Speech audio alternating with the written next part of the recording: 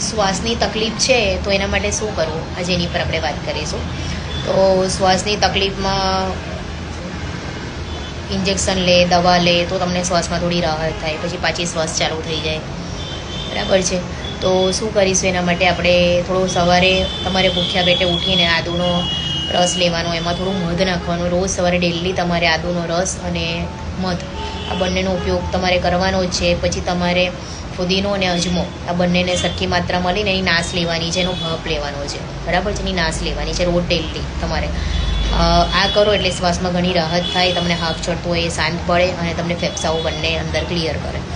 જ્યાંથી શ્વાસ લઈ શકો છો એ ફેફસાને ક્લિયર કરે અને તાજી હવા પહોંચાડે, બરાબર છે. પછી ગાયનું દેશી ઘી છે તમારે બંને નાકમાં તમે નાખવાનું, તમારે બંને નાકમાં એક એક ટીપું ગાયનું દેશી ઘી. એનાથી તમારા શ્વાસમાં ઘણી રાહત થશે ને તમારી શ્વાસ નળી ખુલશે, બરાબર છે. તુલસીના પત્તા જે છે તો ઉકાળીને એનું પાણી તમે પી શકો છો, કાં તો તુલસીના 4-5 પત્તા તમારે સવારે ભૂખ્યા પેટે ચાવી જવાના, એનાથી શ્વાસમાં ઘણી રાહત થશે. એનો રસ જેવો જશે એ શ્વાસ નળીમાં તમારા ફેફસા ક્લિયર થશે અને શ્વાસ નળી ખુલશે.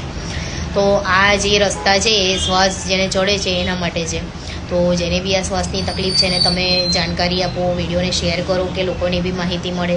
તમને કંઈ ખ્યાલ ના આવે તો તમે મને કમેન્ટમાં પૂછો, હું તમને બોક્સમાં બધું લખીને મૂકી દઈશ કે તમારે શું શું વસ્તુ લેવાની અને શું કાળજી આપવાની છે. તમારે ઠંડી વસ્તુઓથી દૂર રહેવાનું છે, તમારે ધૂળ, ધુમાડો, માટી એ વસ્તુઓની જો તમને એલર્જી હોય તો એ વસ્તુઓથી તમારે દૂર રહેવાનું. થોડી કાળજી આપવાની છે તમારે નાની નાની વસ્તુની, બરાબર છે.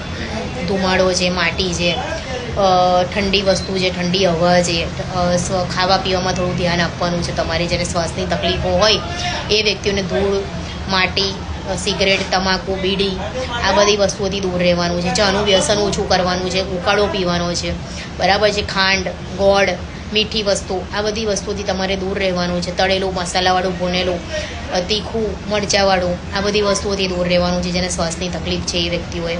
અને મેં તમને જે ઉપાયો કરશો તો તમને શ્વાસમાં ઘણી રાહત થશે અને તમારા ફેફસા ક્લિયર થશે. જે વ્યસન કરે છે, જે પાન મસાલા, બીડી પીવે છે એ વ્યક્તિઓએ થોડું કાળજી આપવાની છે અને એ વસ્તુઓથી દૂર રહેવાનું છે. તો જેને બી આ તકલીફ છે શ્વાસની એને તમે શેર કરો કે એને બી માહિતી મળે, અને વિડીયોને વધુમાં વધુ શેર કરો જેને શ્વાસની તકલીફ છે અને જે આ વ્યક્તિ આ વસ્તુઓથી પીડાતા છે એમને બી તમને જાણ થાય કે શું કરવાનું અને શું એનો ઉપાય છે. આપણે દવા લેવાની છે તો એ દવાની બી મેં જાણકારી અગાઉ વિડીયોમાં આપેલી છે અને પાછી આપી દઉં કે તમે દવામાં ઇટોથિયોફાઇલિન નામની ટેબ્લેટ લઈ શકો છો, એની જોડે ડેક્ઝામિથેઝોન એડ કરવાનું, બરાબર છે.